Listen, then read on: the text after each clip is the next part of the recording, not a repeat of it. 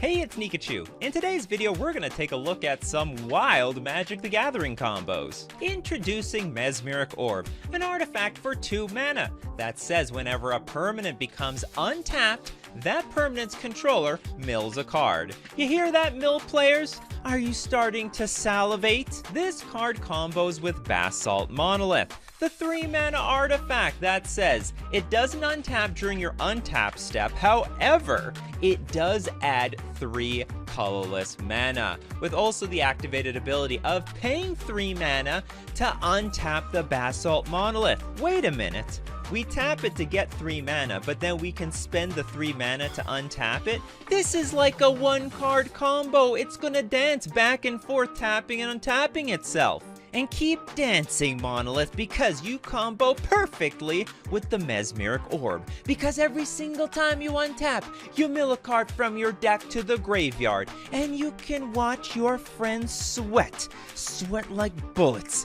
One by one, all your cards go to the dumpster until you don't have any deck left. This is a colorless combo that can be put into any deck. Now, many of you must be asking, sure, that sounds great, but how do we win? Do you really think I thought that far ahead? But really, you tell me, if you had your entire deck into the graveyard, how would you win the game? But you can't say Thassa's Oracle. This next combo takes us back to Jurassic Park, introducing the Marauding Raptor. For a red and 1 generic, we have a 2/3 creature with a very special triggered ability. Whenever another creature enters the battlefield under your control, Marauding Raptor deals 2 damage to it. What can't a raptor do? They can open doors, they can flush toilets, they can do anything. And this card combos with the Polyraptor. For a green 6 generic, you're gonna get what you paid for, a 5/5 dinosaur with Enrage. Whenever Polyraptor is dealt damage, create a token that's a copy of Polyraptor. So the Marauding Raptor says, take 2 damage, and the Polyraptor says, alright, I get a new dinosaur. And that new dinosaur takes 2 damage, which means you get another Polyraptor, which means it takes damage, which means you get a new Polyraptor. And this goes on for eternity. These are all mandatory triggers, so the game ends in a draw. The scientists were so preoccupied on whether or not they could, they didn't stop to think if they should. So if you want to win the game, you're gonna have to have a card in play that benefits from creatures constantly entering the battlefield, like Pandemonium. When the creatures come in play, blast your opponents. Otherwise, you'll be stuck in Perpetual Park. This next combo has real FPS Doug vibes. We've got the Aetherflux Reservoir, an artifact for 4 mana that says, whenever you cast a spell, you gain 1 life for each spell you've cast this turn. Then you pay 50 life, Aetherflux Reservoir deals 50 damage to target creature or player. Boom! Headshot! But we need to reload, and we'll do that with the Exquisite Blood, an enchantment for a black and 4 generic. Whenever an opponent loses life, you gain that much life. So we shoot them for 50 damage, we gain 50 life. And guess what? Boom! Headshot! Another opponent! Gain 50 life. Oh, you're still standing? Boom! Headshot! My heart's beating, my hands are shaking, my hands are shaking! So between Exquisite Blood and Aetherflux Reservoir, you can just shoot down all your opponents dead. I heard there's no respawn in RL. Wow, speaking of headshots, looks like someone's gonna snipe someone AFK. We've got the Goblin Sharpshooter. For a red and 2 generic, we've got the 1/1 Goblin. Now, it doesn't untap during your untap step, however, it's got the special abilities. Whenever a creature dies, untap Goblin Sharpshooter.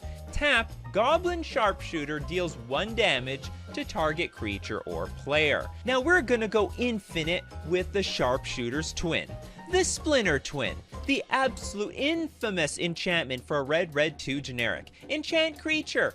Enchant creature has tap. Put a token that's a copy of this creature onto the battlefield. That token gains haste. Exile it at the beginning of the next end step. So you suit up your Goblin Sharpshooter with the Splinter Twin. You tap it to make a copy. Now with that copy, it has haste. And we're gonna tap it to deal a damage to itself. What? And once you've committed the act of seppuku, then you get to untap the Goblin Sharpshooter with the Splinter Twin. Tap it to make another Goblin Sharpshooter, which offs itself, which untaps the one with the Splinter Twin. This combo gives you infinite ETB triggers and infinite death triggers. And if you don't have any of that, at the very least you get to hear the screams of infinite numbers of goblins.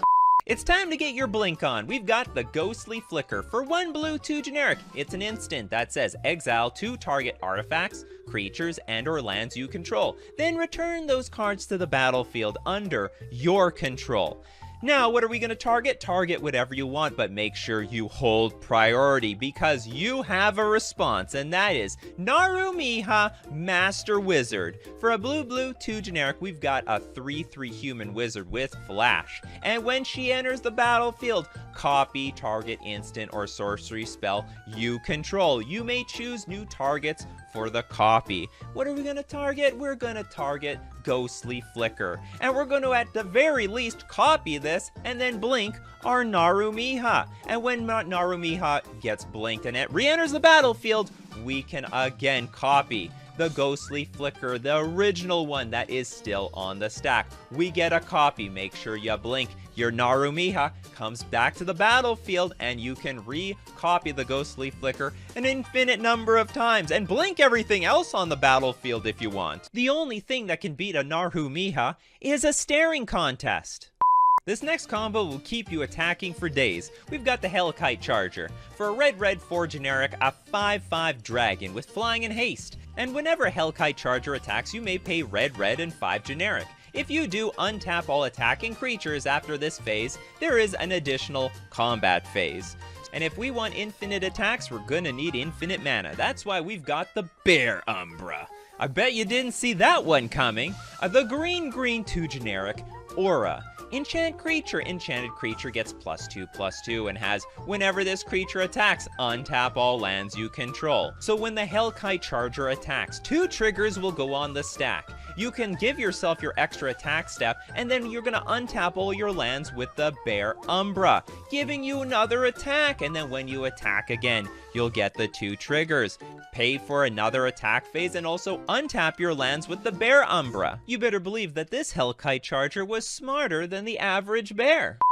This next combo was made for each other. We've got the Peregrine Drake. For a blue and 4 generic, it's a 2/3 flyer. When Peregrine Drake enters the battlefield, untap up to 5 lands. So if you only cast this with lands, then you got to play your Drake for free. And you know it's love at first sight when you find your soulmate, the Deadeye Navigator. For a blue 4 generic, this is a 5/5 spirit with Soulbound. You may pair this creature with another unpaired creature when either enters the battlefield. They remain paired for as long as you control both of them. And Deadeye Navigator has this amazing ability. As long as Deadeye Navigator is paired with another creature, each of those creatures has blue 1 generic, exile this creature, then return it to the battlefield under your control. So what we're gonna do is blink the Peregrine Drake. What happens is that you'll re-soulbind to the Deadeye Navigator, but also you'll get to untap 5 lands. You see where we're going? You pay 2 to blink, you get 5 untapped lands, you have infinite mana, and also infinite enter the battlefield triggers. So what would you do with 1,000,000 mana? I'd make a 1,000,000 Stone Coil Serpent. Prepare for trouble and make it double. We've got Twin Flame, our red and 1 generic. Choose any number of target creatures you control. For each of them, create a token that's a copy of that creature, except it has haste. Exile those tokens at the beginning of the next end step. So if Twin Flame's the trouble, the Dualcaster Mage is the double.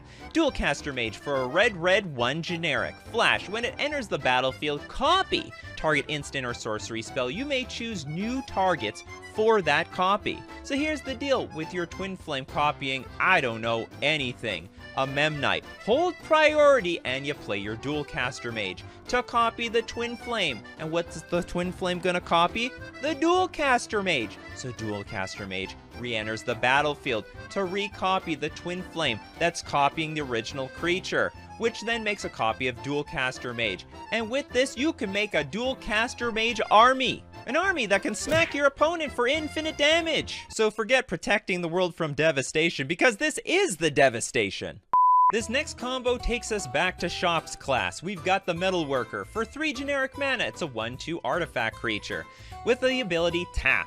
Reveal any number of artifact cards in your hand. Add 2 colorless mana to your mana pool for each card revealed this way. So if you reveal like 3 artifacts, you get 6 mana. Don't underestimate the value of scrap metal. And we're going to invest that scrap into the Staff of Domination. An artifact for 3 mana with many abilities. Pay 1, untap Staff of Domination. Pay 2, tap, you gain a life. Pay 3, tap, untap target creature. Pay 4, tap, tap target creature. And also pay 5, tap, draw a card. But the one ability that's gonna dominate all your opponents is untapping the Metalworker. So you untap your Metalworker, retap it, get more mana to reinvest in your Staff of Domination. At the very least, you can pay 1, untap your Staff of Domination, and then tap it and get any of these abilities for infinite mana, infinite life, infinite tapping creatures down, and infinite card draw.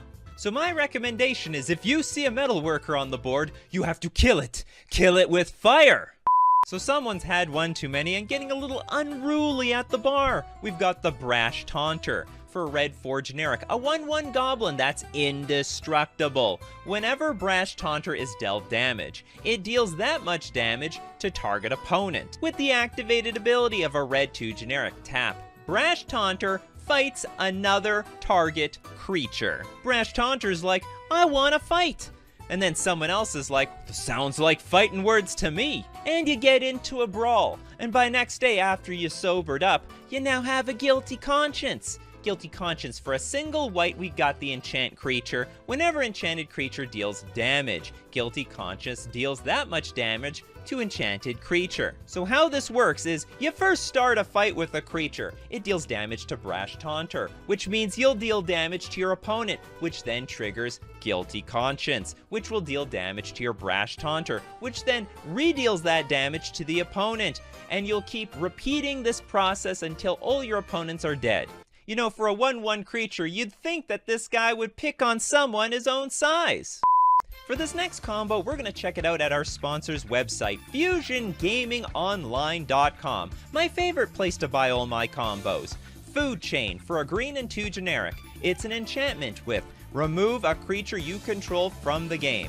Add X mana of any color to your mana pool, where X is the removed creature's converted mana cost. +1. This mana may be spent to only play creature spells. And for $49.99 Canadian dollars, I'll take one of those, please. Food Chain combos off with a very unique creature called the Misthollow Griffin. A blue 2 generic 3/3 creature with flying and a very unusual ability. You may cast Misthollow Griffin from exile. So you play your Misthollow Griffin and you can sack it to the Food Chain. You're gonna get blue 2 generic +1 generic mana. And then Misthollow Griffin's been exiled, but you can cast it from exile. Recast it with the same mana you just got. You're basically playing this thing for free. No, wait. This is better than free. It's like you're being paid to play the Misthollow Griffin, because every single time you sacrifice it to the Food Chain, you're always netting an extra mana. So you get infinite ETB triggers and you get infinite mana. And for $1 more, how could I say no to this infinite mana combo? And you can support the channel by buying your combo cards at FusionGamingOnline.com. They ship internationally, and don't forget to use coupon code Nikachu at checkout for 5% off all your purchases. Which of these combos were the wildest? Let me know in the comments section below. The game's gotta end at some point, so smash like for infinite combos, and don't forget to subscribe to my channel, or your next game will go on for infinity.